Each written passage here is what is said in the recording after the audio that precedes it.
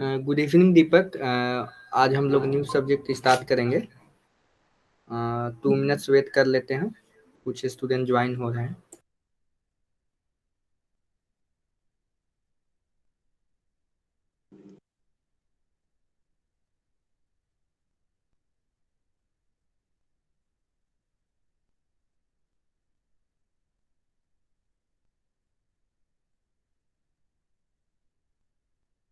Okay, तो आज हम लोग न्यू सब्जेक्ट स्टार्ट करने वाले हैं।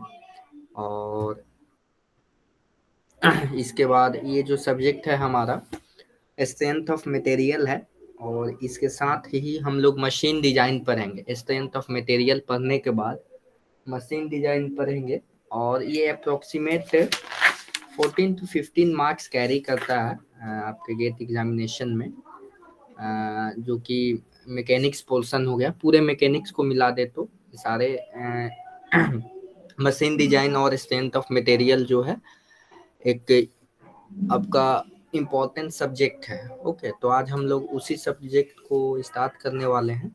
मेरी वॉइस क्लियर है ना? एक बार कंफर्म बता दीजिए। Yes sir. Okay okay.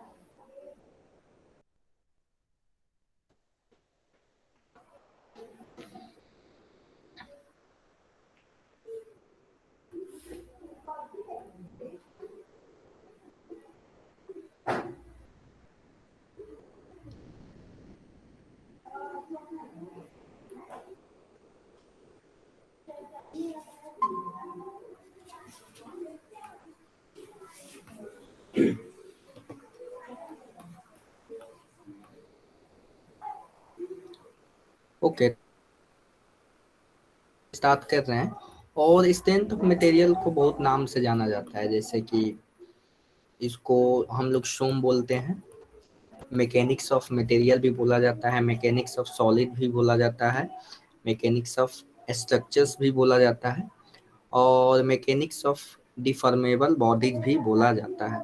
ये सारे एक ही सब्जेक्ट का नाम है। अब देखिए, इसके बाद कुछ बुक्स के नाम हैं। तो बहुत सारे बुक्स हैं, आप इस सब बुक्स को फॉलो कर सकते हैं, किसी एक बुक को फॉलो कर सकते हैं। गेट में अप्रोक्सीमेट 15 मार्क्स पूछा जाता है। सोम एंड मशीन डिजाइन को दोनों को मिक्स कर दें तो ये आपका वेटेज है। ओके,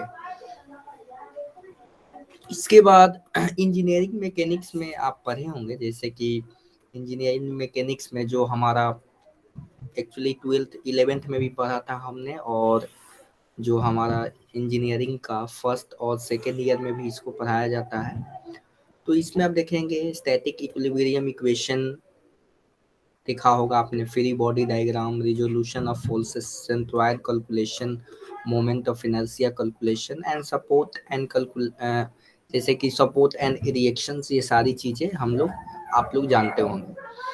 और उसमें स्टैटिक इक्विलिब्रियम का इक्वेशन क्या होता था कि summation F x, summation static equilibrium के लिए एक्स डायरेक्शन में summation of all forces should be 0, okay, and moment should be also 0।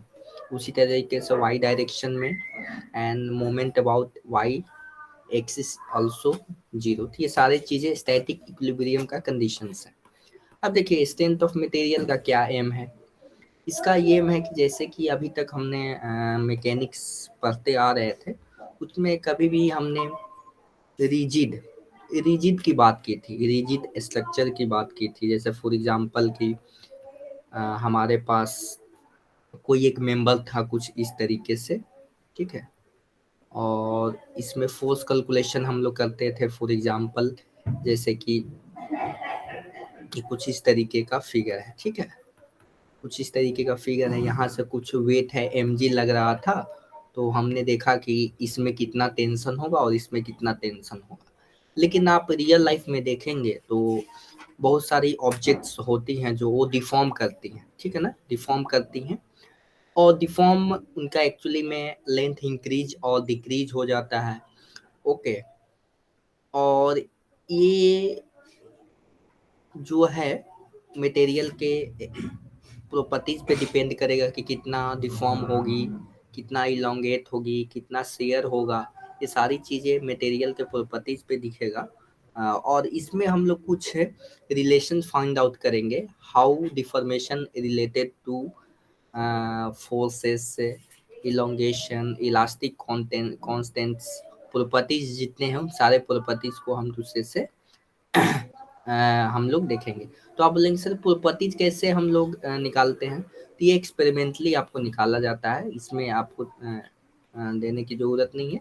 इसमें आपको एक्सपेरिमेंटली जैसे कि modulus of elasticity, Poisson ratio, ये सारी चीजें ये सब दिया गया है। अब देखिए कि what is aim of design, जो हम लोग डिजाइन करते हैं उसका क्या मतलब कि एम क्या है हमारा डिजाइन का, ठीक है। It is to develop a drawing or plan selection of appropriate shape of material। जैसे कि किसी चीज को हम लोग डिजाइन कर रहे हैं तो उसका अप्रोप्रिएट क्या शेप होना चाहिए, किस मटेरियल का यूज होना चाहिए, क्या डायमेंशन होना चाहिए, पूरा मैन्युफैक्चरिंग प्रोसेस किस तरीके से होना चाहिए, और कहाँ पे इस सिस्टम का जरूरत है,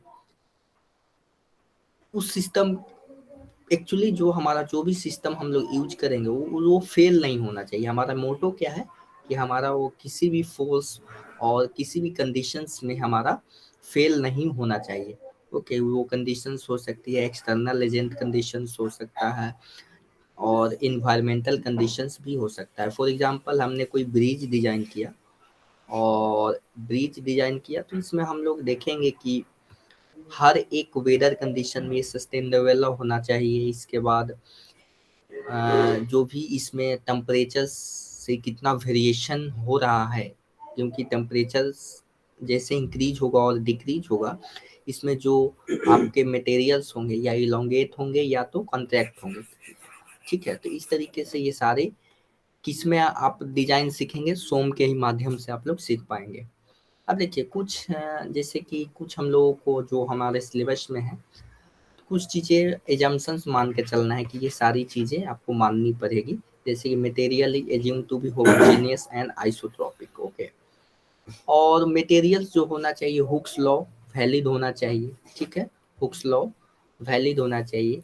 इसके बाद जो कि स्ट्रेसेस होंगे जो, क्योंकि आप किसी भी सिस्टम को आप प्रेस करेंगे या उसको खींचने की कोशिश करेंगे तो उसमें कि स्ट्रेसेस इंड्यूस होगा।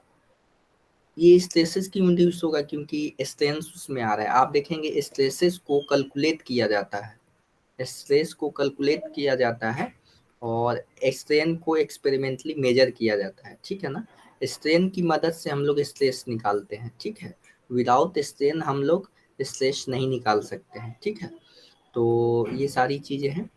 अब देखिए जो भी हमारे पास मेंबर्स होंगे जहाँ पे हमको फोर्सेस कैलकुलेटेड करना है, जो भी हमको स्ट्रेसेस कैलकुलेट करना है, उसको हम लोग मेंबर को प्रिज्मेटिक मानेंगे, ठीक है ना, यूनिफॉर्म क्रॉस सेक्शनल, ठीक है, through out the length. For example ये आपके पास इस तरीके का बीम है, ठीक है, इस तरीके का बीम, तो इसका जो हर एक लेंथ पे क्या होना चाहिए, क्रॉस सेक्शन सेम होना चाहिए, ठीक है, क्रॉस सेक्शन क्या होना चाहिए, सेम होना चाहिए, ठीक है। और जो भी हम लोग मेंबर्स को डिफॉर्मेबल बॉडीज का हम लोग इक्वेशन डिराइव करेंगे उसमें self weight of the component neglected करेंगे, मतलब उसमें सेल्फ वेट ऑफ कंपोनेंट को नेग्लिजिबल हम लोग मानेंगे, ठीक है ना। कुछ कुछ कंडीशंस हैं जिसके जो हम लोग डिस्कस करेंगे कि सेल्फ वेट के कारण कितना डिफॉर्मेशन आएगा, वो स्पेशल केस के थ्रू होगा, लेकिन मोस्टली जनरली हम लोग सेल्फ वेट को हम लोग नेग्लेक्ट करेंगे। Member is assume to be under static equilibrium condition. जो भी मेंबर्स होंगे वो स्टैटिक इक्विलिब्रियम कंडीशंस में होंगे, जो कि मैकेनिक्स का आपका पार्ट है। तो वहाँ से तो यहाँ पे मैकेनिक्स का तो जितने कंसेप्ट यूज होंगे ही, उसके साथ इसमें कुछ और टर्म्स यूज हो जाएंगे, न्यू ऐड होंगे जो कि सोम से रिलेटेड है, ओके। इसके बाद हम लोग देखते हैं नेक्स्ट। अभी थोड़ी देर पहले देखा था कि होमोजीनियस एंड आइसोट्रोपिक बॉडीज होना चाहिए। तो एक्चुअली में होमोजीनियस क्या होता है, आइसोट्रोपिक क्या होता है, ये हम लोग देखते हैं। देखिए होमोजीनियस किस मटेरियल को कहेंगे, जैसे कि फॉर ये आपके पास एक मटेरियल है, ठीक है ना, किसी भी डायमेंशन का हो सकता है। इसमें गिवन डायरेक्शन, मतलब मैं चाहता हूं कि इस डायरेक्शन में प्रॉपर्टीज मेजर करना चाहता हूं, ठीक है। तो एक गिवन डायरेक्शन में प्रॉपर्टीज क्या होना चाहिए, सेम होना चाहिए, ठीक है ना, सेम होना चाहिए। फॉर एग्जाम्पल आप ऊद को देखें, लकड़ी लकड़ी को देखेंगे, तो आप लकड़ी को, सपोज ये आपके पास एक लकड़ी है, ऊद है, तो देखेंगे कि इस ऊद को आप इस तरीके से फोर्स लगा कर खींचेंगे, सपोज पी फोर्स लगाया, तो ये जल्दी टूट जाएगा। मान लीजिए सपोज इसमें जल्दी टूट गया, लेकिन आप इसी पी को इधर लगाएंगे तो ये बहुत लेट से टूटेगा।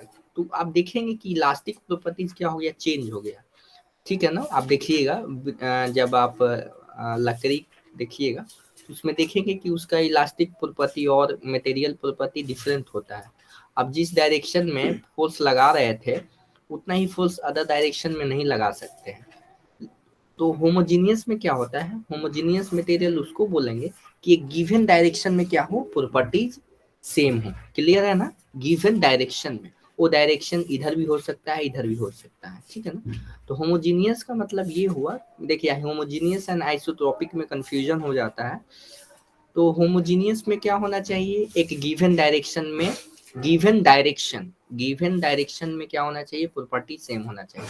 आइसोट्रोपिक में क्या होता है, एक गिवन पॉइंट, जैसे कि फॉर एग्जांपल ये हमारे पास पॉइंट है, इसके इसके चारों बगल, मतलब कि हर एक पॉइंट पे प्रॉपर्टी सेम होना चाहिए।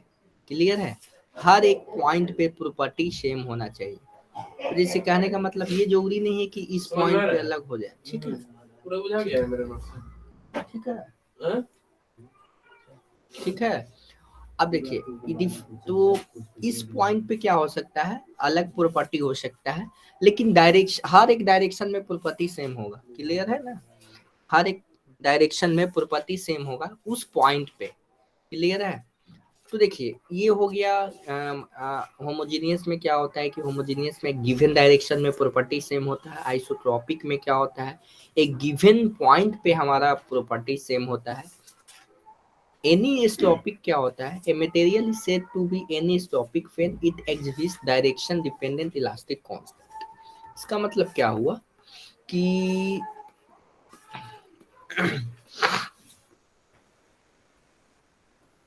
a material is said to be anisotropic when it exhibits direction dependent elastic constant। कहने का मतलब है कि इसमें क्या होगा, सपोज हमारे पास एक मटेरियल है, हर एक अलग डायरेक्शन में अलग अलग टाइप्स के हमारे क्या होंगे, इलास्टिक प्रॉपर्टीज होंगे। वो डिपेंड करेगा किस डायरेक्शन में हमारा पूछा जा रहा है, किस डायरेक्शन में हमको निकालने की जरूरत है, ठीक है।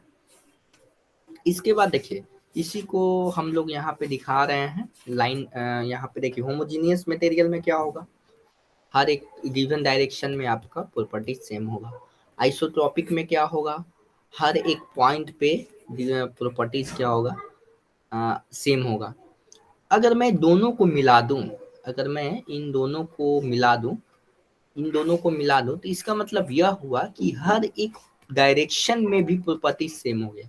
तो कभी भी हम लोग बात करते हैं होमोजीनियस एंड आइसोट्रोपिक मटेरियल की, तो इन दोनों का कॉम्बिनेशन लेते हैं। कहने का मतलब कि हर एक डायरेक्शन में तो प्रॉपर्टी सेम होगा ही, उसके साथ साथ हर एक पॉइंट पे भी चारों तरफ प्रॉपर्टी सेम होगा।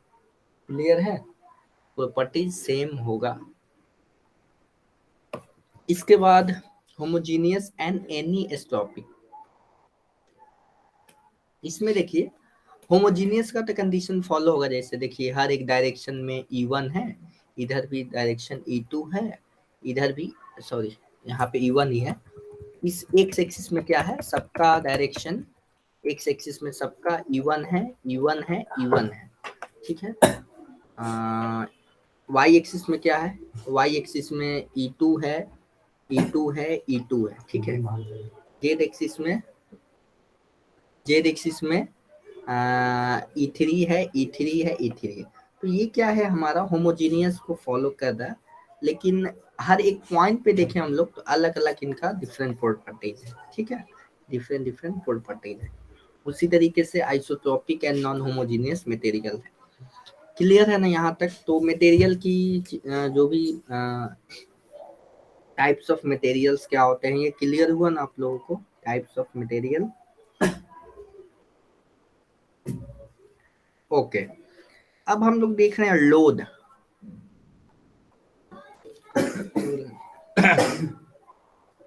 सूरज,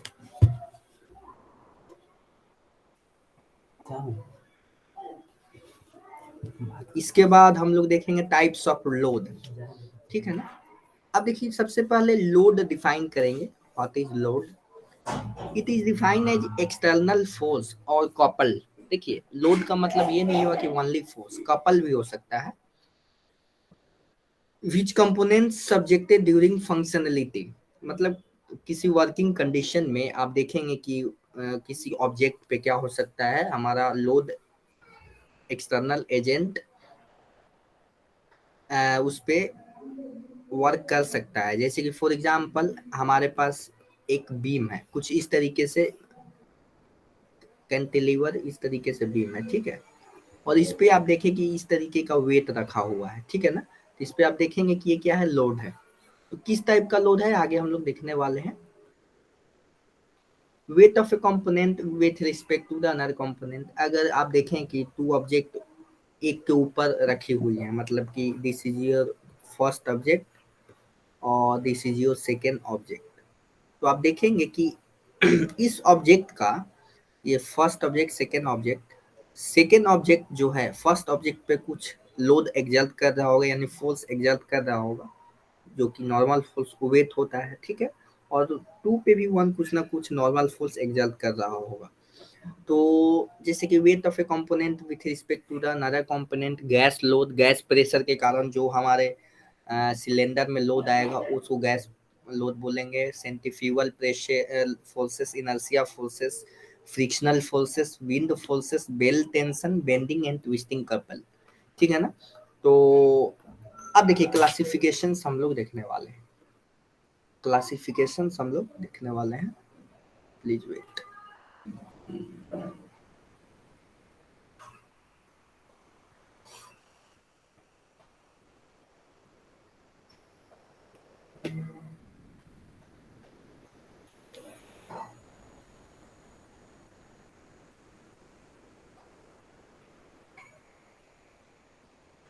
इसको मैं थोड़ा सा,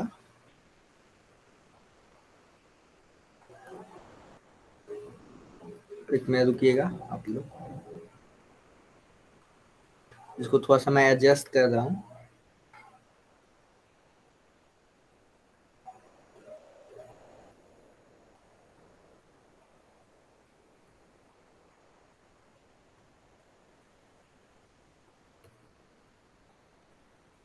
अब देखिए टाइप्स ऑफ लोड्स के बारे में देखने वाले हैं हम लोग। लोड्स कितने प्रकार के होते हैं, ठीक है। तो with respect to the time, time के रिस्पेक्ट में पहले डिफाइन करेंगे what is the with respect to time. Static load हो सकता है, डायनेमिक लोड हो सकता है। जैसे कि फॉर एग्जांपल अगर किसी टेबल पर एक बुक रखा हुआ है तो क्या है, स्टैटिक लोड है, ठीक है। और ग्रेजुअली अप्लाइड लोड भी हो सकता है, जैसे कि धीरे धीरे आप क्या कर रहे हैं, एक टेबल है और टेबल पे क्या किए कि जब 8 o'clock हो रहा था, सपोज 8 o'clock पे टू बुक्स थी, 8:05 पे 3 बुक्स हो गई, फिर 5-5 मिनट के बाद कुछ बुक्स में मतलब वेट में इंक्रीज होते हो रहा है, ठीक है ना। मतलब कि with respect to the time linearly increase हो रहा है, ठीक है। तो इसको हम लोग ग्रेजुअल अप्लाइड लोड बोलेंगे, ठीक है। इसके बाद डायनेमिक लोड, जैसे कि फैन, फैन देख रहे हैं आप, तो फैन में क्या हो रहा है कि कभी आप देखेंगे जैसे फैन या ले लें या इंजन ले लें, आईसी इंजन, तो उसमें आप देखेंगे कि उसमें बहुत सारे डिफरेंट टाइप्स ऑफ लोड्स होते हैं, जैसे कि impact load, shock load, suddenly applied, ये तीनों एक ही नाम है। और fatigue and cyclic load. Okay, तो ये डायनेमिक लोड में आ गए।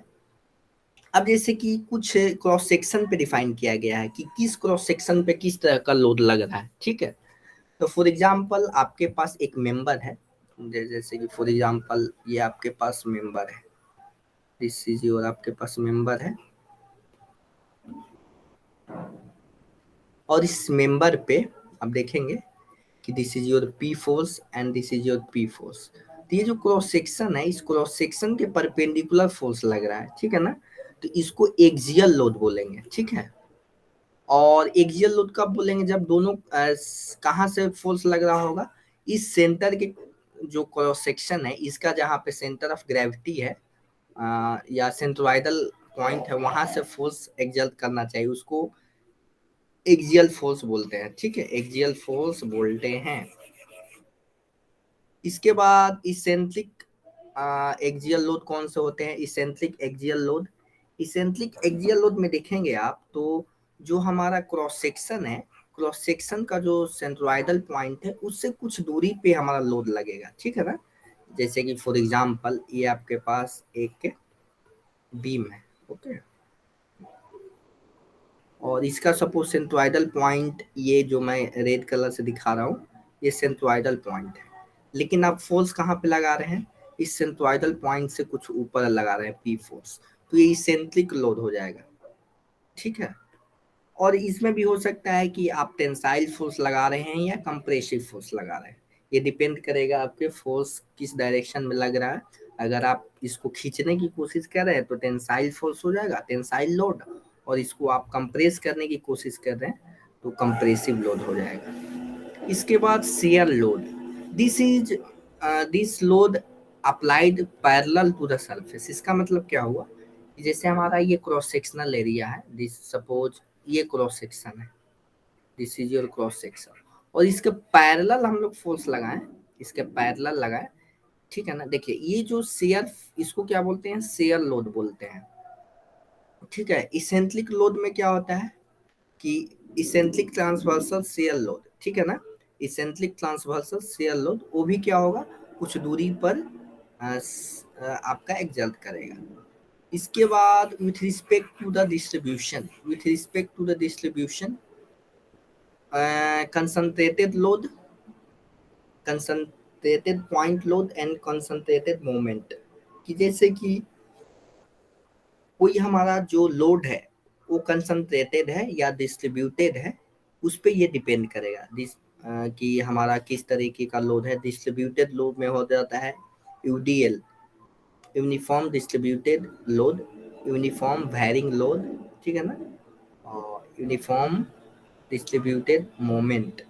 तो इस तरीके से आप देख सकते हैं ये आपका लोड का क्या है, डिस्ट्रीब्यूशन किया गया है, टाइप्स ऑफ लोड्स।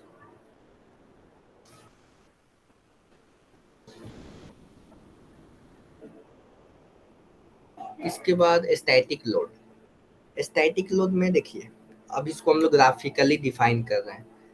जो हमारा लोड है वो with respect to the time vary नहीं कर रहा है, ठीक है ना, with respect to the time vary नहीं कर रहा है, हर एक टाइम पे क्या हो रहा है, हर एक टाइम पे वैरी नहीं कर रहा है। लेकिन स्टैटिक लोड में आप देखेंगे कि सबसे पहले क्या हुआ कि ग्रेजुअली अप्लाइड हो रहा है, सबसे पहले जीरो था, उसके बाद एक ऐसा टाइम आया कि आपने P load, maximum P load लगा दिया, ठीक है, इसको ग्रेजुअली अप्लाइड लोड बोलेंगे। अब देखिए इम्पैक्ट लोड, इम्पैक्ट लोड में क्या होता है, लोड तो आप ग्रेजुअली ही देते हैं लेकिन जो टाइम ऑफ ड्यूरेशन होता है ना बहुत कम होता है, ठीक है ना, टाइम ऑफ ड्यूरेशन बहुत कम होता है। जैसे कि फॉर एग्जांपल कि किसी अगर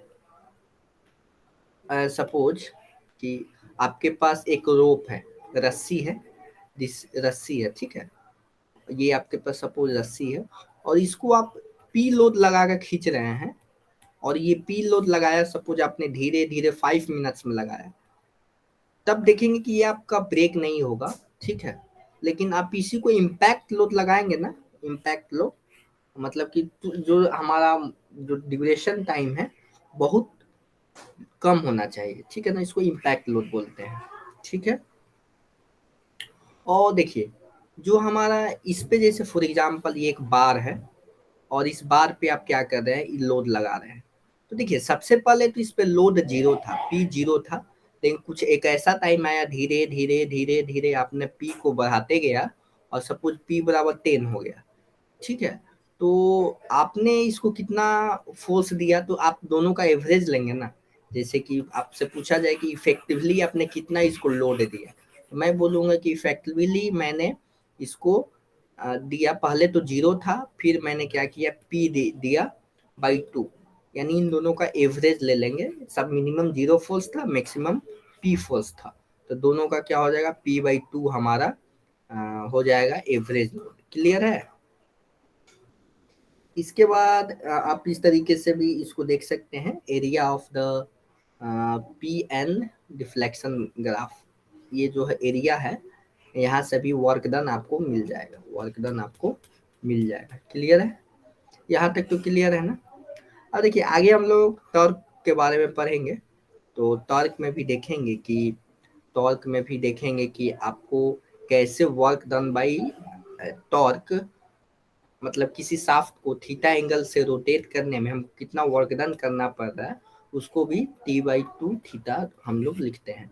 क्योंकि जो टॉर्क है वो भी कभी न किसी टाइम पे 0 होगा, फिर धीरे धीरे धीरे धीरे हमने इंक्रीज किया और एक टी मैक्स आया, और टी मैक्स प्लस 0/2 एवरेज हमने निकाला, और दोनों दोनों का एवरेज जो है t/2 आया, और उसको थीटा से मल्टीप्लाई किया, कितना डिफ्लेक्शन है उसको हमने देखा। Impact load, impact load are those loads which are acting for a short interval of times। जो भी हमने बातें की वो सारी चीजें यहाँ पे लिखी हुई हैं, तो आपको मतलब कि घबराने की जरूरत नहीं है, डिटेल वे में इस नोट्स में लिखा हुआ है, इसको मैं शेयर कर दूंगा। ठीक है, अब देखिए आईसी इंजन, पिस्टन, ये जो है आईसी इंजन का, आईसी इंजन में जो पिस्टन है, कनेक्टिंग रड है, ये सब में क्या होता है, इम्पैक्ट लोड होता है। क्योंकि अब जानते हैं कि इंजन में जो जनरेशन होता है हमारा, किस चीज का पावर जनरेशन होता है, वो इंस्टेंटेनियस होता है और हाई अमाउंट में होता है। ठीक है, तो यहाँ पे ये चीजें हैं जो कि इम्पैक्ट लोड यहाँ पे लगता है। ठीक है ना, ये आपको लाइव एग्जांपल्स हैं। फटिग लोड, इसका मतलब क्या हुआ कि fatigue load are those load which magnitude and direction both changes. Okay, जैसे कि फॉर एग्जांपल कि आपके पास फैन जो है, फैन जो आपके पास है, फैन में देखते होंगे फोर्स तो सेम रहता है लेकिन डायरेक्शन चेंज होते जाता है, समझ रहे हैं ना?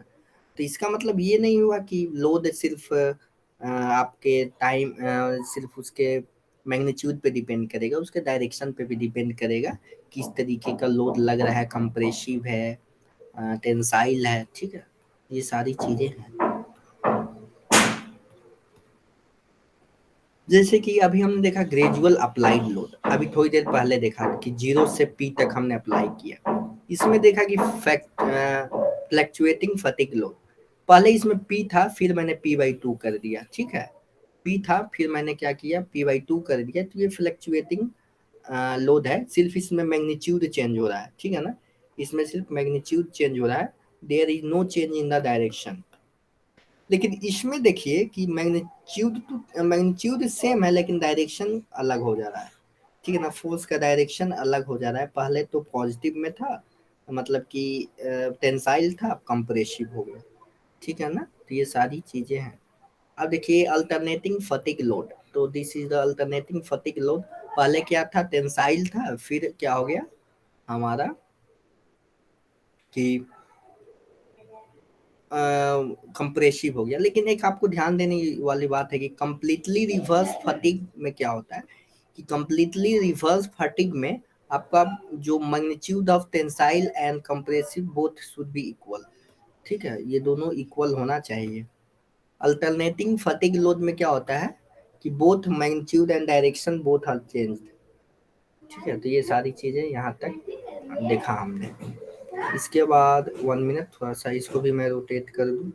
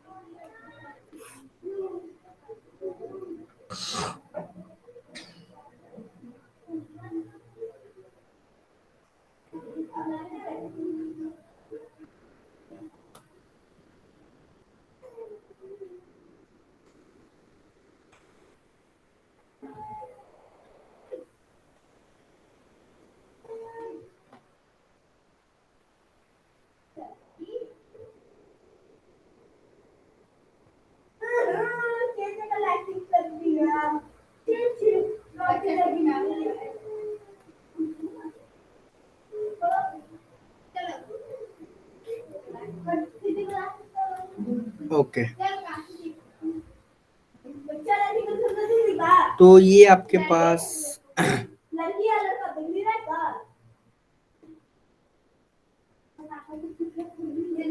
यस, तो इसमें देखिए, अब इसमें थोड़ी सी समझने वाली बात है, सारे फोर्सेस का हम लोग यहाँ पे देख लेंगे। फॉर एग्जाम्पल आपके पास ये एक मटेरियल है, ओके, आपके पास ये मटेरियल है, ये आपके पास मटेरियल है कुछ इस तरीके का,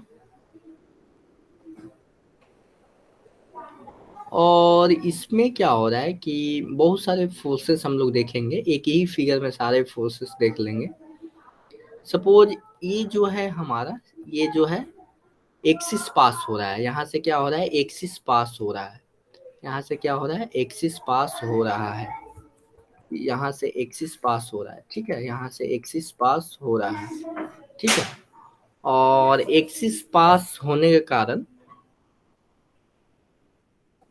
अगर यहाँ से हम लोग क्या करेंगे, सिर्फ पी फोर्स पास हो, मतलब सिर्फ पी फोर्स हम लोग अप्लाई करें, पी फोर्स, तो क्या होगा, ये सिंपली हमारा नॉर्मल फोर्स हो जाएगा, ठीक है। अगर यहाँ पे पी फोर्स अप्लाई कर दे parallel to the this surface, तो ये हमारा शेयर फोर्स हो जाएगा। इसी पर इसेंट्रिक फोर्स कैसे आएगा, सपोज हमारा पी जो है, इसेंट्रिक फोर्स पी जो है, इस पॉइंट से ना करके मैं किसी अदर पॉइंट से कर दूं, तो इन दोनों के बीच में क्या हो जाएगा, कुछ ना कुछ डिस्टेंस हो जाएगा, और यहाँ से इसेंट्रिक लोड जनरेट हो जाएगा। क्लियर है ना? तो ये सारी चीजें यहाँ पे हैं, और इसको 3D डायमेंशनल में आपको समझाया गया है। अब जैसे देखिए, इसके बाद कुछ हम लोग देख रहे हैं कि फॉर एग्जाम्पल, मैं एग्जाम्पल से यहाँ से समझाता हूँ। देखिए,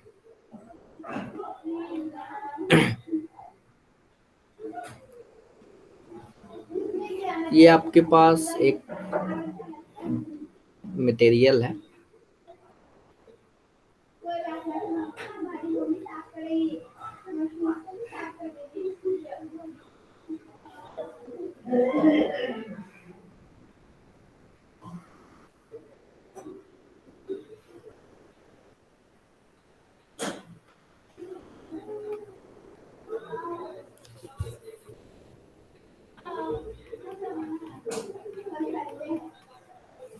ठीक है, और इसका सपोज सेंट्रोइडल एक्सिस आपका यह है, इसका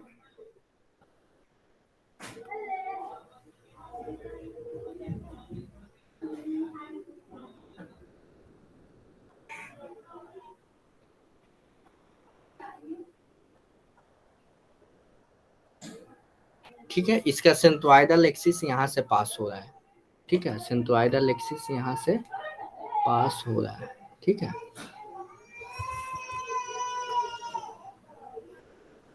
सेंट्रोइडल एक्सिस यहाँ से पास हो रहा है, और इसमें आप देखेंगे कि अगर यहाँ से फोर्स पास होगा, सपोज यहाँ से फोर्स पास होगा, यहाँ से फोर्स मैं पास कर दूं तो कोई तकलीफ नहीं है, इंसेंट्रिक लोड नहीं आएगा। लेकिन मैं अगर फोर्स यहाँ से पास कर दूं, जैसे फॉर एग्जांपल पी यहाँ से फोर्स में लगा देता हूँ, ठीक है, तो पी यहाँ फोर्स लगाया, कोई दिक्कत, मैं क्या कर रहा हूँ, इस पॉइंट पे भी ना पी इधर फोर्स लगा देता हूँ, और इधर ये डमी लोड मैंने लगा दिया। अगर बोथ साइड में पी फोर्स लगा दूं, और पी फोर्स मैं निगेटिव साइड भी पी लगा दूं और पॉजिटिव साइड भी पी फोर्स लगा दूं, तो यहाँ तो नेट इफेक्ट तो जीरो है ना, कोई तकलीफ थोड़ी है, तकलीफ तो नहीं होनी चाहिए। अब देखिए, ये आपने कपल के बारे में पढ़ा होगा कि अगर टू फोर्सेस एक दूसरे के परपेंडिकुलर है, फॉर एग्जांपल यहाँ से ये फोर्स पी लग रहा है और इधर भी पी फोर्स लग रहा है, तो ये एक मोमेंट क्रिएट करेंगे, ठीक है ना, ये कपल क्रिएट करेंगे, और इन दोनों के बीच का जो कपल होगा, कपल ये कितना होगा, ये डिस्टेंस दी है, तो P इंटू डी होगा। आपने ये जान पा रहा है, आपने ये देखा है, बताइए कहीं पे, तो उसी को मैं यहाँ पे यूज कर रहा हूँ। तो देखिए, ये जो कपल है जो हमारा, दिस कपल, ये आपका कपल जनरेट कर रहा है, और ये जो है ये आपका एक्सियल लोड, एक्सियल जो लोड हमने देखा था उसकी तरह बिहेव कर रहा है, ठीक है ना, इसके बीच का डिस्टेंस क्या है, डी है, ठीक है। तो ये देखिए, इस क्रॉस सेक्शन के परपेंडिकुलर ये जो मोमेंट लग रहा है, कैसे लग रहा है, क्रॉस सेक्शन के परपेंडिकुलर लग रहा है ना, ये जो क्रॉस सेक्शन है, इस क्रॉस सेक्शन को कुछ इस तरीके से घुमाने की कोशिश कर रहा है, बेंड करने की कोशिश कर रहा है ना, कुछ इस तरीके से बेंड करने की कोशिश करेगा। समझ पा रहे हैं ना? समझ पा रहे हैं कि नहीं पा रहे हैं बताइए? इसको इस तरीके से बेंड करने की कोशिश करेगा। लेकिन मैं एक दूसरा केस लूं, मैं इसको बोलते हैं मोमेंट। मोमेंट, ठीक है ना, मोमेंट, ठीक है ना। ये क्या कर रहा है, बेंड को इसको इस तरीके से घुमाने की कोशिश कर रहा है। लेकिन आपके पास एक और कपल आएगा, जैसे कि फॉर एग्जांपल एक क्रॉस सेक्शनल कपल, जैसे कि मैं क्या करूं, ये एक आपके पास शाफ्ट है, ठीक है, आपके पास एक शाफ्ट है, आपके पास ये शाफ्ट है, ठीक है, आपके पास एक शाफ्ट है, ठीक है, ये आपके पास शाफ्ट है और इस शाफ्ट का सेंटर यहाँ पर है। और इसने आपने क्या किया कि इधर फोर्स पी लगा दिया, ठीक है, और इधर फोर्स पी लगा दिया और इधर भी फोर्स पी लगा दिया, ठीक है। इन दोनों का बीच का डिस्टेंस डी है सपोज। ये भी क्या करेगा, कॉपल क्रिएट करेगा ना, कॉपल कर कॉपल जनरेट करेगा, पी इंटू डी का कॉपल यहाँ पे जनरेट होगा। तो ये क्या करेगा, इसको ना घुमाने की कोशिश करेगा, रोटेट करने की कोशिश करेगा, ठीक है ना, इसको ट्विस्ट करने की कोशिश करेगा, ठीक है ना। इस केस में बेंड करने की कोशिश कर रहा था, इसमें क्या करेगा, ट्विस्ट करने की कोशिश करेगा। यही दो ही चीज आप समझ जाएंगे तो बाकी सारी चीजें आप समझ जाएंगे, ठीक है ना। वो भी जो भी चीजें हैं वो एक्सप्लेनेशन लिखा हुआ है, ठीक है ना, जो भी चीजें हमने बताया वो एक्सप्लेनेशन लिखा हुआ है। अब देखिए इसके बाद ट्विस्टिंग कपल के बारे में यहाँ पे जानकारी दी गई है, ठीक है ना। Twisting couple is said to be twisting couple और torque when plane of the couple is parallel to the plane of cross section. जो कपल का जो प्लेन होगा क्रॉस सेक्शन के पैरेलल होगा, ठीक है, तो इसको हम लोग क्या बोलेंगे कि, और वो क्या करेगा, ट्विस्टिंग कपल शेयर करने की कोशिश करेगा, मतलब कि पैरेलल टू द जो हमारा क्रॉस सेक्शन है उसको ट्विस्ट करने की कोशिश करेगा। अब देखिए बेंडिंग कपल में क्या है, बेंडिंग कपल में उसको बेंड करने की कोशिश करेगा, ठीक है। ये सारी चीजें आप देख रहे हैं। इसके बाद अब कुछ साइन कन्वेंशन हम लोग देखने वाले हैं कि एक्सियल लोड जो है हमारा, एक्सियल लोड में किस तरीके का साइन कन्वेंशन होना चाहिए। तो सपोज हमारे पास एक मेंबर है, ये मेंबर है, तो इसको हम लोग जो टेंसाइल को पी मान के चलते हैं, ठीक है ना, मतलब कि टेंसाइल को पॉजिटिव लेते हैं और ये सारी चीजें इसमें साइन कन्वेंशन ये, और कंप्रेसिव को हम लोग निगेटिव लेते हैं, ठीक है, कंप्रेसिव को हम लोग निगेटिव लेते हैं। अब देखिए कभी कभी मतलब प्योर एक्सियल क्या होता है, प्योर एक्सियल लोड क्या होता है, प्योर एक्सियल लोड तो इसमें जो अभी हमने डिस्कस किया कि ये सपोज हमारा मटेरियल है और इस मटेरियल का ये क्या है, सेंट्रोइडल एक्सिस है, क्या है, सेंट्रोइडल एक्सिस है, और वहां से अगर हमारा पी फोर्स पास कर रहा है, ये क्या हो जाएगा हमारा प्रिज्मेटिक, प्रिज्मेटिक बार सपोज हमारा है, तो ये हमारा क्या हो जाएगा, प्योर एक्सियल लोड हो जाएगा, मतलब इसेंट्रिक लोड इसमें कोई बात ही नहीं की गई है। और देखिए कभी भी नॉर्मल जो स्ट्रेस होगा, स्ट्रेस क्या होगा, अप्लाइड फोर्स बाई एरिया, मतलब कि कौन सा एरिया रेसिस्ट कर रहा है, उस फोर्स को कौन एरिया रेसिस्ट कर रहा है उसको हम लोग बोलते हैं रेसिस्टिंग एरिया, और उसका ये फॉर्मूला होगा सिग्मा ए बराबर पी बाई ए, ठीक है, यहाँ तक ठीक है। और डिफ्लेक्शन, डिफ्लेक्शन क्या होता है कि अगर हमने पी फोर्स लगाया, अगर हमने पी फोर्स लगाया यहाँ पे, और पी फोर्स लगाने के कारण कितना डिफ्लेक्शन आया हमारे सिस्टम में, तो मतलब कि मैं इस ऑब्जेक्ट को सपोज मैं खींच रहा हूँ, खींचने से कितना इसका लेंथ इंक्रीज करेगा, तो डेल्टा एल हमको देखना पड़ेगा। तो इसका फॉर्मूला होता है P L by A E, P L by A E, P L by A E, P L by A E, ठीक है। इसके बाद अब देखिए इन दोनों कंडीशंस को हमने देखा, ये जो भी कंडीशंस देखा, बार शुड बी प्रिज्मेटिक, जैसे कि प्रिज्मेटिक का हमने डिस्कशन किया, bar should be under pure axial load, ये सब इक्वेशंस कहाँ वैलिड है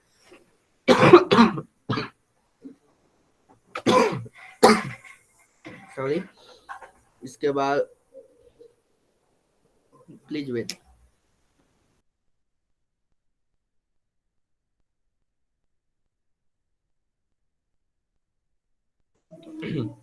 ओके, तो प्रिज्मै जो बार होना चाहिए प्रिज्मेटिक होना चाहिए, bar should be under pure axial load होना चाहिए, और bar should be made of same material, और मटेरियल जो होना चाहिए ओवरऑल डायमेंशन में क्या होना चाहिए, सेम मटेरियल का होना चाहिए। ठीक है, इसके बाद अब हम लोग देखने वाले हैं कि इफ प्रिज्मेटिक बार, उसके बाद देखिए ये तो क्वेश्चन है, उसके बाद 1 मिनट।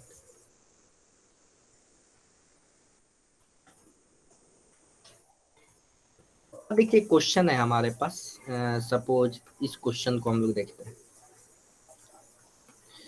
ये हमारे पास एक बार है, ठीक है ना, इस बार है, और इस बार में बहुत सारे क्रॉस सेक्शंस पे हम लोगों को स्ट्रेसेस निकालने हैं।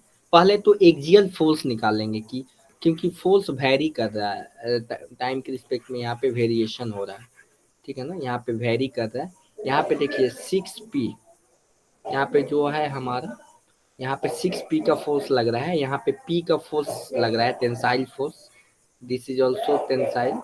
अब देखिए इसमें क्या करना है हमको कि फोर्स डायग्राम अभी हम लोग यहाँ से नहीं बता सकते हैं कि कौन टेंसाइल है कौन कंप्रेसिव है।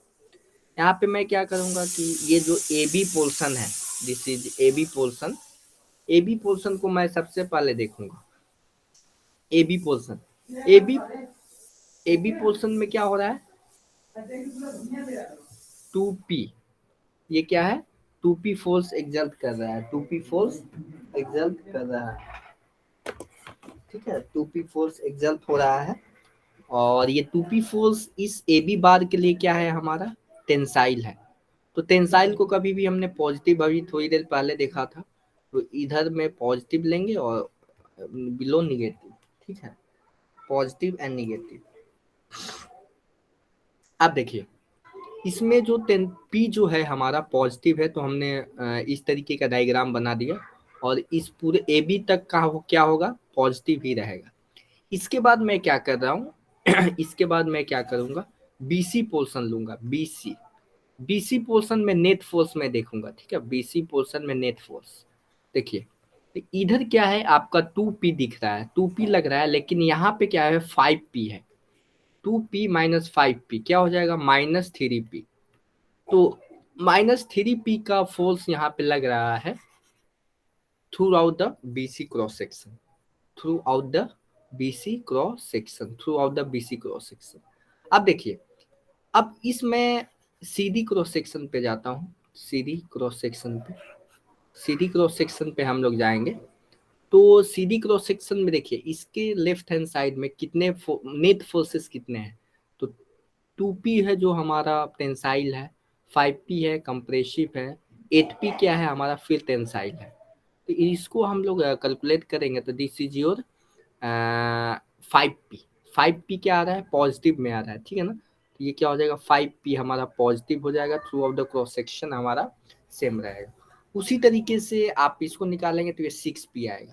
तो ये आपका क्या हो गया, एक्सियल फोर्स डायग्राम आ गया, ठीक है ना, मतलब कि एक्सियल फोर्स डायग्राम आ गया। अब देखिए, अब आप देख रहे हैं कि जो हमारा ये through out the length change हो रहा है क्या, ये through out the length change हो रहा है क्या, थ्रू आउट द लेंथ जो है क्रॉस सेक्शन हमारा चेंज नहीं हो रहा है। तो जो हमारा फोर्स का डायग्राम है, जो हमारा इस ये जो है हमारा इसका डायग्राम है किसका, फोर्स का, वही हमारा किसका डायग्राम हो जाएगा, स्ट्रेस का भी डायग्राम हो जाएगा कुछ इस तरीके से, सिमिलर टू दैट, ठीक है, कुछ इस तरीके से हमारा ये हो जाएगा। समझ पा रहे हैं ना, ये डायग्राम हो जाएगा। क्लियर है, यहाँ तक क्लियर है तो बताइए, यहाँ तक क्लियर है तो बताइए। अब देखिए इसके बाद शेयर फोर्स, शेयर फोर्स का साइन कन्वेंशन क्या है, शेयर फोर्स का ऐसा जरूरी नहीं है कि आप यही फॉलो करें, आप इसके अपोजिट भी फॉलो कर सकते हैं। देखिए क्लॉकवाइज को हम लोग पॉजिटिव लेंगे, और ऐसा जरूरी नहीं कि क्लॉकवाइज को पॉजिटिव ही लेंगे, आप अपने कन्वीनियंस के हिसाब से निगेटिव भी ले सकते हैं। ये तो ऐसे ही मतलब कि, लेकिन एक दूसरे का अपोजिट है तो नेगेटिव लेना पड़ेगा। जैसे कि this is your positive and this is your negative. Okay, तो this is the direction of shear force diagram. इसके बाद ये सारी चीजें हमने देखा।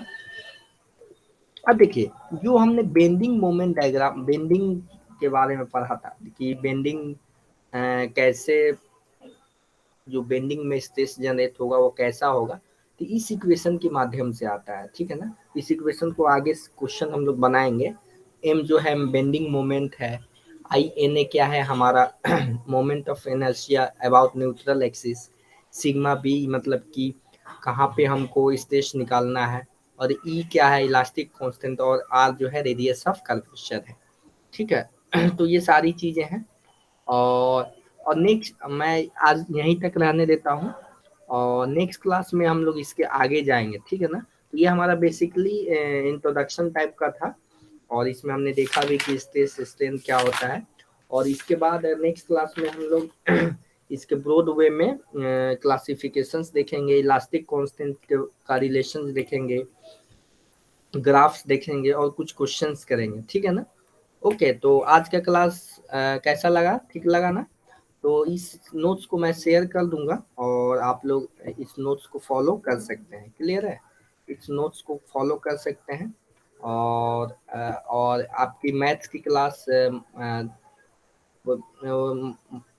ट्यूसडे एंड वेंसडे को होगी, और जो ये है कल भी आपकी क्लास रहेगी। ओके, तो आप लोग रेगुलर क्लास करते रहिए, ठीक है।